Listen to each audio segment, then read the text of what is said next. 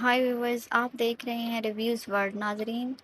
اس reviews word میں آپ کو خوش آمدید۔ آج ہم جس ڈرامہ سیریل کی بات کر رہے ہیں وہ ڈرامہ سیریل سہاگن۔ ڈرامہ سیریل سہاگن کی 377 ایپیسوڈ میں آپ دیکھیں گے کہ جب بندیا ڈرائیور بن کر بابو جی، ماں جی اور دادی اماں کو مندر لے کر جاتی ہے تو وہ لوگ کہتے ہیں کہ تم ہمیں یہاں پر کیوں لائی ہو، ہم تو وکیل صاحب کے پاس جا رہے تھے نا۔ تو وہ کہتی ہے صبر کریں، ہم آپ کو سب بتاتے ہیں۔ تو وہ جیسے ہی اندر آتے ہیں تو وہ کہتے ہیں کہ آج پوجا کا دن تھا اور آپ لوگ جائیداد کے چکر میں، گھر کے چکر میں آپ لوگ یہ سب بھول گئے۔ تو پھر واقعی ان لوگوں کو یاد آ جاتا ہے کہ ہاں واقعی ہم پوجا کو تو بھول ہی گئے، اور وہاں پر پھر کرشنا اور باقی سب گھر والے بھی آ جاتے ہیں۔ جب کرشنا وہاں پر پہنچتا ہے تو وہ بندیا سے آ کر لڑنے لگ جاتا ہے اور بندیا اس کو خاموش کراتی ہے کہ یہاں پر شور مت کرو، اور پھر بابو جی ان کو سمجھاتے ہیں کہ ٹھیک کہہ رہی ہے بندیا، آپ یہاں پر خاموش ہو جائیں، پھر گھر چل کر جو بھی بات ہوگی وہ کریں گے۔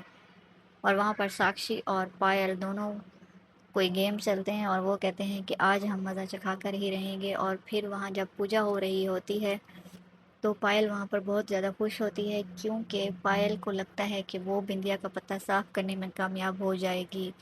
اور پھر وہ وہاں پر ساکشی کو اشارہ کرتی ہے کہ اپنا کام شروع کرو، اور یہاں پائل مسکرا رہی ہوتی ہے کہ اب بندیا کی جان چلی جائے گی اور اس سے ہمیشہ ہمیشہ کے لیے جان چھوٹ جائے گی۔ لیکن اس کو یہ نہیں پتہ ہوتا کہ جب ساکشی آگ لگانے جاتی ہے تو بندیا کے کپڑوں پر نہیں بلکہ کرش کے کپڑوں پر آگ لگ جاتی ہے، جس کو بندیا بہت مشکل سے بجھانے کی کوشش کرتی ہے، لیکن وہ آگ کسی طریقے سے بھی قابو نہیں ہو رہی ہوتی۔ اور پھر بندیا جو ہے وہ کرشنا کو دریا میں دھکا دے دیتی ہے اور اس کے ساتھ ہی خود بھی دریا میں چلی جاتی ہے، اور پھر اس طرح سے وہ آگ بجھانے میں کامیاب ہو جاتی ہے۔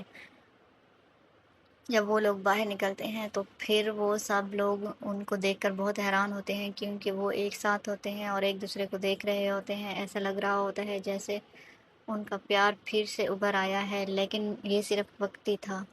جب وہ لوگ باہر آتے ہیں تو پھر کرشنا بندیا پر غصہ ہوتا ہے کہ تم نے ہماری جان کیوں بچائی۔ تو وہ کہتی ہے کہ ہم تمہیں کس طرح سے مرنے دے سکتے تھے جب تک تم اپنا جرم قبول نہ کرو۔ تو کرشنا کہتا ہے کہ جب ہم نے کوئی جرم کیا ہی نہیں ہے تو ہم اپنا جرم کیوں قبول کریں گے۔ اور پھر پائل جو ہے وہ کہتی ہے کرشنا کو کہ چلو ہم گھر چلتے ہیں، تو بندیا کہتی ہے رکو تو صحیح، تم یہ بتاؤ کہ جب تم کرشنا کی پتنی ہو تو پھر تم نے اس کی جان کیوں نہیں بچائی۔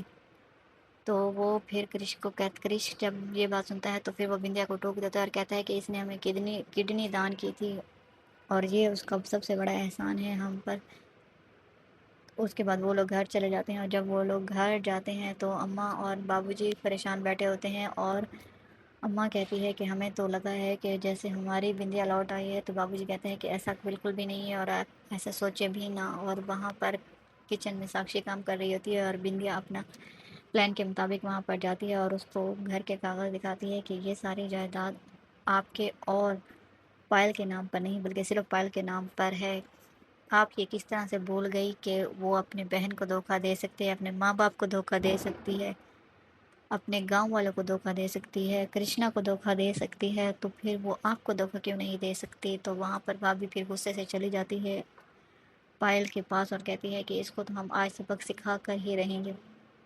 وہاں پر دوسری طرف بندیا اور جو بچی ہے گوری وہ پلان بناتے ہیں پائل کو پھنسانے کا، اور پائل ان کی جب باتیں سن رہی ہوتی ہے تو وہ کہتی ہے کہ ہمیں کچھ کرنے کی ضرورت نہیں ہے، ساکشی خود ہی پائل کو گھر سے باہر نکالے گے۔ اور پھر پائل جب سنتی ہے تو اس کو بہت زیادہ غصہ آتا ہے اور وہ کہتی ہے کہ ہمیں جا کر ساکشی بھابھی کو سیدھا کرنا ہی پڑے گا، وہ ہر وقت ان کے چکر میں آ جاتی ہے۔ اب دیکھنا یہ ہے کہ نیکسٹ آنے والے ایپیسوڈ میں کیا ہوگا، تو جڑے رہیے ہمارے چینل کے ساتھ۔ تب تک کے لیے اللہ حافظ۔